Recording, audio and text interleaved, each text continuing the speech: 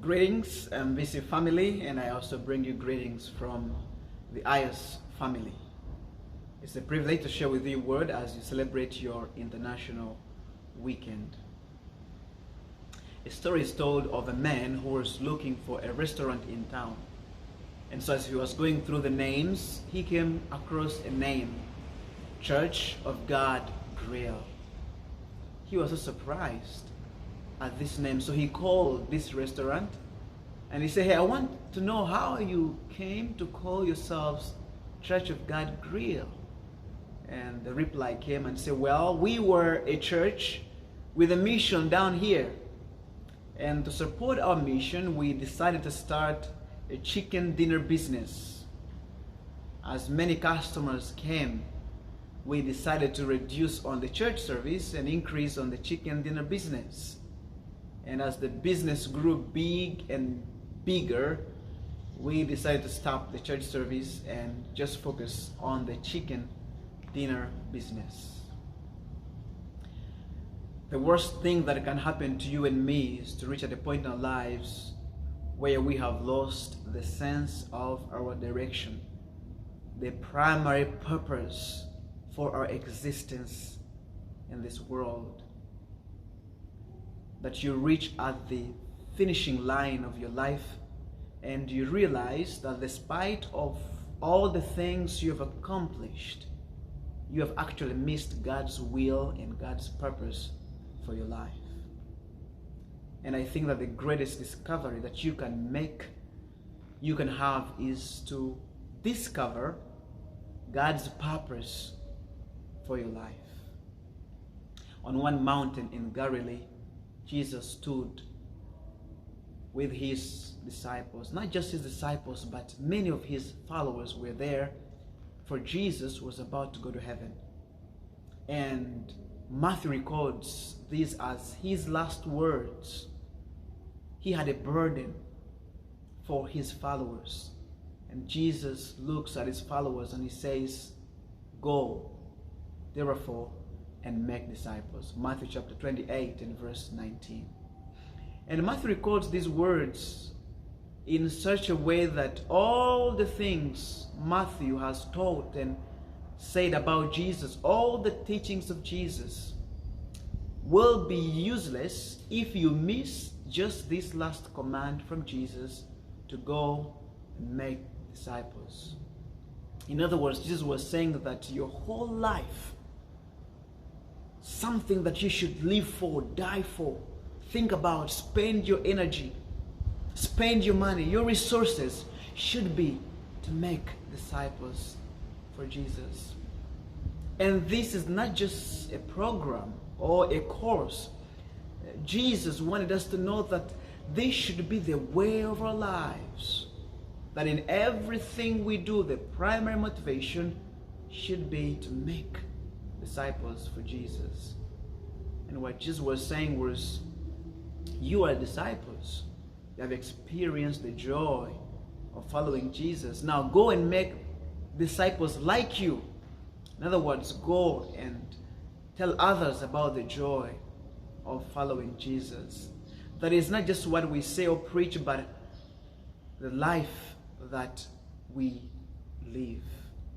And as you think about the purpose of your life, think about this. It is not just a mission, it is an international mission of going to all people, to all nations, to make disciples.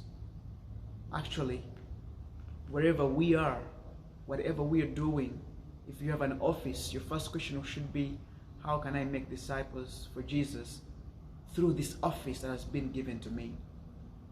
Somebody say that if a student comes to your office and he leaves worse than he came, you are an agent of the devil. In other words, you are put into that office as a representative of Jesus. If you're a student, ask yourself in your classroom, how can I make disciples for Jesus? Not just after you finish your studies, but even just right now.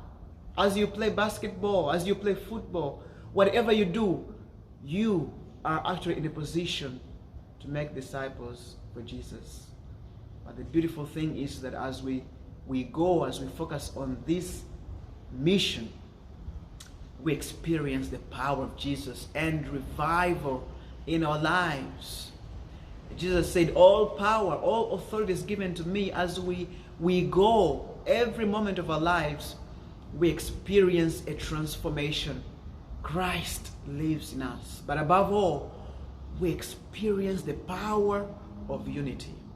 That we forget that I am Filipino, I am Indonesian, I am Ugandan, I am Zimbabwean, or whatever.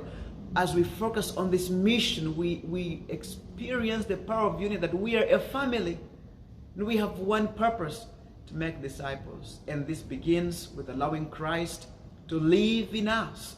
And as he lives in us, and I believe that also one of the greatest accomplishments you can have is to reach at a time in your life where you can say the Apostle Paul, that I have been crucified with Christ. I no longer live, but Jesus lives in me. When I arrived here at IS, I was excited to start my studies, but I was a little bit stressed in my first weeks, memorizing 30 Hebrew vocabularies every day. One night I was so tired and sleepy, and I prayed to the Lord. I said, Lord, help me that my teacher will forget to give the quiz tomorrow morning. I can't memorize anymore. When I got to class, the first thing was, we will have quiz, the teacher said. And so I took the quiz and I failed. Became so stressed. Went to the prayer garden, and a friend of mine comes and said, Dan, what's wrong? You're looking so discouraged. I said, man, I failed my quiz. He said, oh, Dan, just praise the Lord. I said, are you crazy? I failed and you want me to praise the Lord? And he said, yes, because you're not alone. I also failed, so we are together. But I like the words that he told me, and I will never forget them. He said, you see, Dan, our lives here are not just about studies. Our lives are mainly about Jesus. Yes, we have done our best, and when we fail, we should keep moving forward, because our lives are all about Jesus, living for him, serving for him. And I thought this is the main focus of our lives, living for Jesus. And when you think about that, you think about Christ's burden, his purpose for your life.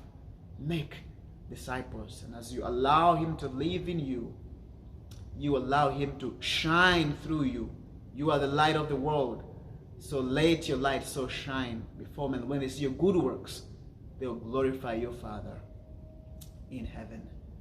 And I think we need to go back to that mountain and stand with the disciples and say, Jesus telling us, my greatest desire for you is to make disciples, to live for me. And as we do that, then we realize that we need maybe to refocus. May God bless you as you make it your intention, your motivation every day to go and make disciples for Jesus. God bless you.